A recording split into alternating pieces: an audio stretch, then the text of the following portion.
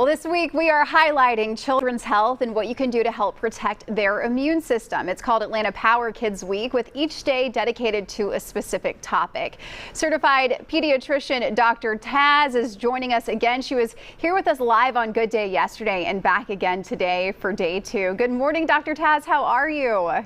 I'm great. Thank you. I'm so excited that you guys are doing this. I love that we're talking about our kids and our kids' health right before we head into this holiday season. Absolutely. And it's so important. Yesterday, you really broke down digestive health and the role it plays in kids. It was such an informative topic. Today, we're switching gears just a little bit and talking about nutritional support. So let's first talk about vitamin deficiency and the impact that can have. Yeah, I think what many of us don't realize as parents or even as physicians sometimes is that our nutrients really do matter, and they matter because they determine what your immune system is going to do. There's something called T-cell mediated immunity, and here's what we know about it, not to be too sciencey early in the morning here, but we know that it's completely dependent on having the right amount of nutrients, and that's nutrients like vitamin D, vitamin B, vitamin C, and healthy fats. And without it, we know it doesn't work as well. So our children then get very susceptible to whatever they're getting exposed to or whatever the latest virus or bacteria is that's floating around.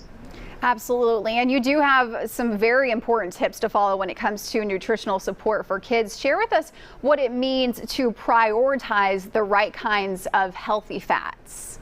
So healthy fats are so important. They really determine what our children's gut health is going to be like, their brain health, and definitely their immune health as well. We want more anti-inflammatory fats in their diet. What does that mean? We want to get rid of a lot of these industrialized oils that, many people think are healthy but aren't. So things like corn and canola and safflower oil, they actually are fats that promote inflammation rather than beating inflammation. So that's one thing that will work against sort of the immune system. Instead, we want to switch those out to things like olive oil, avocado oil, coconut oil. Those are considered healthier fats, even sunflower oil as well. And then, of course, there's a whole category of omega-3 fats. When we go to check omega-3 levels in children and adults, we find that those levels are incredibly low. And those are one of the fats that beat inflammation, really help the immune system. Those are going to, again, be in eggs and salmon and nuts and nut butter. So trying to get more of those in your children's diet is key. Absolutely. And you also talk about the importance of getting enough protein.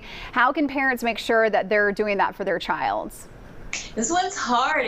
So many of us have children like mine where they're just grabbing the carbohydrates all the time. They're not getting in the protein to keep their blood sugar stable, to keep them sharp and focused, and to help the immune system do its job. So we really want them to have a diverse range of protein sources. So introducing them to, small servings of sort of farm-raised animal meats, that's one way to get protein in. You can get almost 20 grams of protein in doing that. In addition to that, thinking about things like lentils, nuts, and seeds. These are all great sources of protein as well. So those are some of the things we can do, and then kind of getting a little creative, like offering up snacks that have some protein. So hummus on a cracker, maybe you're going to get about 7 grams of protein right there. So trying to really vary their protein sources between things like animal sources, but then also more vegetarian sources of protein with beans and nuts and seeds and lentils, and getting creative with the ways that we present it to them so that they're getting the protein they need throughout the day.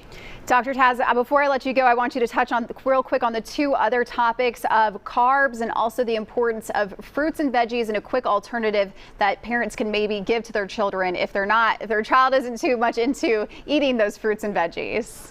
Well, these are related, right? Because most of our children are on a heavy processed carb diet. We want to get them away from that. So we want to trade up our carbs, getting away from the white flours and the refined flours to using instead like whole grain, whole wheat, quinoa flours, oats, those type of carbs instead. And sort of related to that is the conversation around fruits and veggies. You want the majority of their carbs to come from vegetables and even from fruit. That's how they're going to get the fiber, those key nutrients that we talked about, like C and B and all of those things. And if they're resistant to doing that, try juicing or try using smoothies. Those are creative ways to get that in them. I love like a carrot orange juice where you're getting a ton of vitamin A, you're getting all these great nutrients, lots of vitamin C, and the kids think it tastes like a creamsicle. So it's an easy way to get some of those healthy carbohydrates in them and great nutrients in them to keep their immune systems optimal. So informative as usual, Dr. Taz. Thank you so much. We look forward to talking with you tomorrow.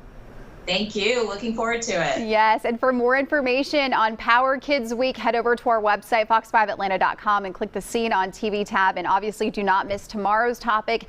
It's on the importance of your child getting enough sleep.